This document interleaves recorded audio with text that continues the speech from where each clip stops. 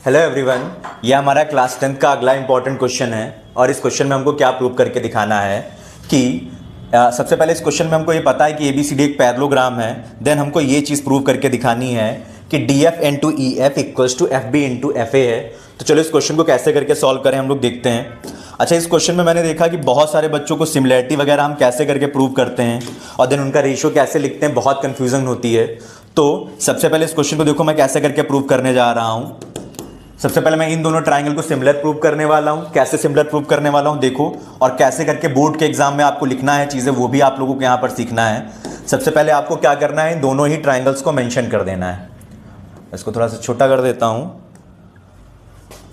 And triangle मैं कौन सा लेने वाला हूं, EFB। पहले आप रैंडमली लिख लो, उसके बाद सिमिलर प्रूव करने के लिए बस ज्यादा से ज्यादा आपको दो एंगल्स इक्वल दिखाने होते हैं। अंधे आदमी को भी पता है कि ये वाला एंगल इसके बराबर है, तो यहां पर मैं लिख दूंगा DFA equals to angle EFB।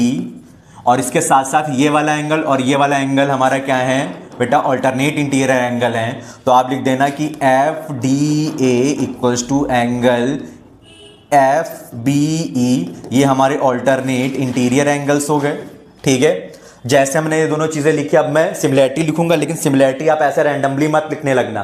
कैसे करके लिखना सिमिलैरिटी देखो, मैं तुमको एक ट्रिक बताने जा रहा हूं और उसी ट्रिक की हेल्प से आपको सिमिलैरिटी लिखनी है। तो जब भी सिमिलैरिटी लिखनी हो तो आपने जिस एंगल को जिसके करस्पॉन्डिंग एंगल के बराबर लिखा उसको उसके साथ ओवरलैपिंग करा दो।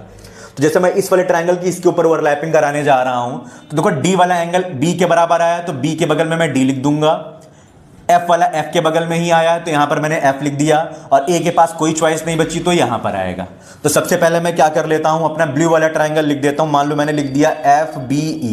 अब सिमिलर है, अब मैं देखूंगा कि F के बगल में तो F ही था, B के बगल में D था और E के बगल में A था। तो मैंने देखो कितनी आसानी के साथ लिख दी चीजें। अब अगर आपको रेशियो लिखना है तो आप रेशियो भी बहुत आसानी से लिख सकते हो। देखो कैसे रेशियो लिख सकते हो। सबसे पहले ब्लू वाली साइड FB, देन व्हाइट वाली साइड FD। ये FB FD, देन ये वाला लिखता हूं मैं, क्या हो जाएगा हमारा BE, और यहां पर क्या हो जाएगा DA। देन वहां पर क्या हो जाएगा FE, और यहां पर क्या हो जाएगा FA। अब हम देखते हैं कि हमको किसको किसको कंबाइन करना है, DF और FE को कंबाइन करना है। तो ये हमारा DF हमने फाइंड आउट कर लिया और ये हमने FE फाइंड आउट कर लिया। ठीक है, मतलब इन दोनों रेशियो को हमको क्या करना है, लेकर के साथ में चलना है। तो मैं क्या करूंगा, इन दोनों को क्या करूंगा, आपस में पहले लिख लूंगा एक बार, FB upon FD equals to FE upon FA है। क्रॉस मल्टीप्लाई कर दो तो FB इंटू FA, ये हमारा आ गया FE इंटू FD। ठीक है, और शायद यही चीज़ हमको प्रूव भी करके दिखानी थी।